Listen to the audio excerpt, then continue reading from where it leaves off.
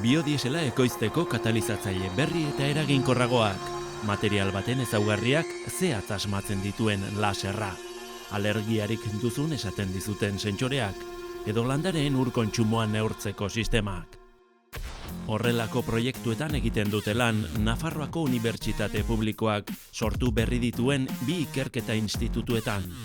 Bata, material aurreratuen institutua da, eta besteak, hiri adimendunak lortzea du helburu.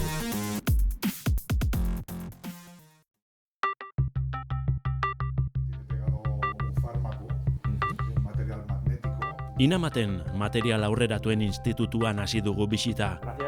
Iñaki Pérez de Landazabal zuzendaria dugu gidari. Unibertsitatean betidanik ikertu izan da, baina egitura berri hauekin lortu nahi dena ikerketa hori biltzea eta disiplina anitzeko taldeak sortzea da. Ikerketa sendotzea eta hedatzea azken finean. Baina hori hobeto ulertzen da adibideekin.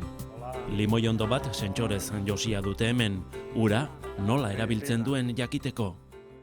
Las plantas son curiosas porque por la noche Bitxia da. Landareak gauez zabaldu egiten dira eta egunez uzkurtu. Zabaltze uzkurtze aldaketa horiek neurtuz, haien egoera hidrikoa ezagutu eta zenbat ur eman behartzaien jakin daiteke. Tienes que saber el agua que le tienes que suministrar a la planta. Sentsore berri bat garatu dute horretarako, komertzialen aldean askoz ere merkeagoa. Helburua da, ura neurrian erabiltzea, batez ere urria den tokietan. Mahatxondoetan erabiliko du sistema hau proiektuan parte hartzen ari den upategiak.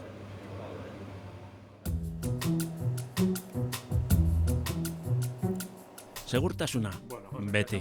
Laserrean oinarritutako sistema hau materialak sortzeko baino, materialak karakterizatzeko ari dira garatzen hemen. Eremu infragorrian egiten du lan, eta horregatik ikusezina da, baina begia kaltetu dezake, horregatik betaurrekoak. El láser crea un plasma, que es una especie de... Laserrak plasma sortzen du, argibola bat nolabait, eta plasma hori materialetik erauzitako atomoz osatuta dago. Por átomos arrancados del material. Atomoek erradiazioa, argia igortzen dute, eta argi hori analizatuz, espektroa egin eta plasman zer atomo dauden jakin daiteke. Los átomos que están emitiendo en el plasma. Adibide moduan, euro bateko txanpona zerez egina dagoen aztertu daiteke. Sistemaren abantaila da distantziara egiten duela lan. Horrela, laserra nahi den objektura apuntatuz karakterizatu daiteke. Metal galda bat adibidez. ¿De qué hablamos cuando... Material berriak diogunean zertaz ari gara, zertan ari zarete lanean. Materialaren kontzeptu klasikoa material estrukturala izan da. Jo eta hotsa ateratzen duen zerbait. Bai, hotsa ateratzen duena edo pareta bati eusten diona, hegazkinak egiteko lehengaia. Material clásico que hori da buruan dugun material klasikoa. Gaur egun material kontzeptua molekulen mailatik maila makroskopikora doa. Materialari multifuntzionala izatea eskatzen zaio. Adibidez, eremu magnetiko batekin kanpotik gidatuko den material bat eta aldi berean minbizi zelula bat hiltzen duena. Material berriek jakintza zabala biltzen dute. Biologia, teknologia jakin behar duzu, kimika, material berrian konposatuen loturak egiteko. Material aurreratuen definizioan sartuko lirateke Jesus Razkinen taldeak sintetizatzen dituen molekula bioaktiboak. Sendagai askoren lehen gaia dira, baina nola sintetizatzen diren garrantzitsua da oso. Prozedura normaletan molekula simetrikoen nahasteak lortzen dira, eskuak bezala. Molekuletako batek funtzio biologiko jakin batean lagunduko du, baina ispiluaren beste aldekoak kontrako efektua izan dezake. Horregatik, Razkinen taldea sintesi asimetrikoa ari da lantzen, hau da, soilik balio duten molekulak ekoitziz. Adibidez hor dago oso adibide argia, eta hau da talidomida medizinarena, bai? Hemen ikusten den bezala, horrela begiratuta, duen estrukturak ikusten duzu alde honek duela alde batera doala, ez? Hori alde horretara egon edo beste alde horretara egotea da bere izpiluko imagina, ez? Bi isomeroak edo bi aukerak. Gertatzen dena da, hauetako bat ona dela, erabiltzen da normalean lasaigarri bezala, batez ere haurdunaldietan sortzen diren gora galeetan eta horrela, ez, oso erabilgarria da. Baina beste aukera kaltegarria da. Eta egiten duena da aurre asko jaiotzea beso eta hanka motzekin. Eta hori gertatu zen. Tamalez, bai, gertatu izan historia. Alemanian batez ere. Kimika departamentuan jarraitzen dugu. Hola. Kaixo, Kaixo, egunon. zuk eskularruak kendu dituzu, baina guk gabe egiten dugu lan. Material hibridoekin egiten du lan Jesus Etxeberriaren taldeak. Hau da, konposatu organikoz eta inorganikoz osatutako materialekin. Bi munduen onena batuz. Silize oinarri bati talde organikoak gehitzen zaizkio, solgel izeneko prozesuan. Baina bidea baino, emaitza da interesgarria. Nanopartikulak, zuntzak, filmak, blokeak. Filma hau adibidez, iragazki bat da. Neurri jakineko poroak lortu dituzte, biogasetik erregaia ez diren molekulak erauzteko. Hemen berriz, konposatu organiko batek argiaren errefrakzio indizea aldatu du, laserrarekin ikusten den bezala. Aldaketa hori, elementu lurrunkorrak detektatzeko erabil daiteke.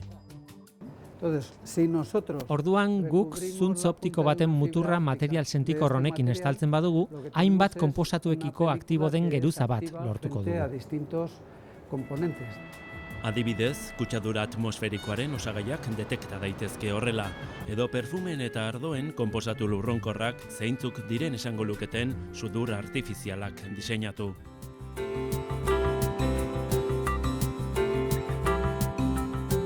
Smart Cities Institutuan gaude dagoeneko, Sentsorika departamentuan. Sentsoreak garatzen dituzte hemen, hiri adimenduneko elementu guztiak monitorizatzeko. Inamaten garatutako material hibrido sentikorrak zuntz optikoan jalkitzen dituzte, arkitektura eta jalkitzeko modu ezberdinak erabiliz. Adibidez, txurro bat bezala bustita, gainean geruza bat sortu arte. Zuntz optikoa pentsatuta dago argia mutur batetik bestera ia galerarik gabe garraiatzeko. Guk hemen egiten duguna da kontrakoa. Zuntzen barruan doan argiarekin jokatu nahi dugu eta aldaketak eragin, gero neurtzeko modukoak. Hortaz, inguruan duenaren arabera, zuntz optikoak desberdin garraiatuko du argia. Inguru hori likido bat izan daiteke, edo baita gasa ere, gizakiaren hatxa adibidez. Kolore aldaketa da horren froga. Kontua da, hiria adimenduna izan behar badu, berak esaten diguna irakurri behar dugu edo jakin behar dugu zer dagoen hor kanpoan, eta hor sartzen dira sentsoreak. Zu jakin duzu ze temperaturatan dagoen zerbait, edo ze deformazio hartu duen zerbait, edo parametro ezberdina jakin nahi dituzu. Eta sentsoreak hori ematen dizute, informazio hori. Eta hortik aurrera, institutuaren lana da, energia dela, trafikoa dela, hori guztia kudeatzea. Sensoreek emandako informazioaren arabera, gauzak egitea, adibidez. Eguna eginda, orduan farolak ez dute sentzurik, itzali behar dira. Sensoreak esaten dugu eguna eginda, eta guk farolak itzaltzen ditugu. Erabilpen praktiko bat, aerosorgailuetako olioaren kalitatea denboraren poderioz nola aldatzen den jakiteko gailu bat garatzen ari dira departamentuan, zuntz optikozko sentsoreekin. Hiri batean diren baliabideen erabilera eta kudeaketa adimenduna du helburu Smart Cities Institutuak. Eta horrek alor asko hartzen ditu barruan, sentsorika, informazio eta komunikazio teknologiak, energia, big data delakoa, edo sistema errazgarriak deitu diotena, hau da, online administrazioa edo parte hartze teknologiak bezalako kontuak. Oraindik ingeniaritza fakultatean ari dira lanean ikertzaileak, baina egoitza berria prest dute Inamatek eta biek. Sentsoreak elektronikaz hornitu behar dira munduarekin komunika daitezen. Elektronika departamentuan gaude. Prototipo hau laster komertzializatuko dute. Alergiarik duzun jakiteko gailu baten da. Barruan duen zuntz optikozko sentsoreak H-ko oxido nitrosoa neurtzen du. 20tik gora alergia duzun seinale. 35, jartzen du hemen. Zer da hori? Albiste txar bat daukat. Albiste txarra, Segurazki alergiaren bat. Antenatxo bat. Informazio hori zuzenean bidaltzen dio gailuak medikuari, aririk gabeko seinaleen bidez. Hauek antenak dira. Eta hori ere antena bat.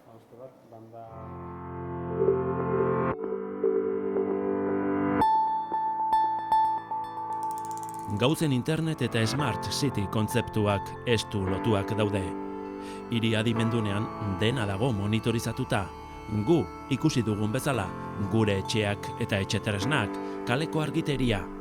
Hori guztia kudeatzeko informazioa behar da, sentsoreek ematen duten informazioa. Baina zer egin sortzen den informazio kopuru itzelarekin.